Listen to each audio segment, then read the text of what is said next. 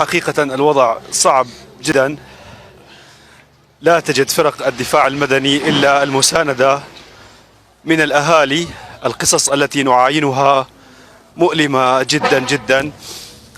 الناس هنا تجمعوا في المدن الحدودية من مختلف مناطق سوريا.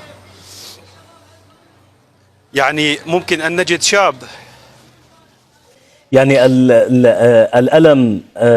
الألم للمنكوبين مبرر، ولكنه يكون ألما مضاعفا عندما يتم التجاهل بهذا الشكل.